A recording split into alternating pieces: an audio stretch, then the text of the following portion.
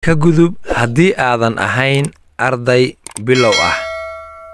Come, kaalay. Go, bax ama tag. Sleep, seexo. Wake up,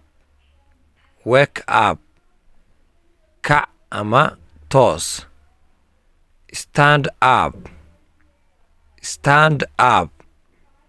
istaag. Sit down,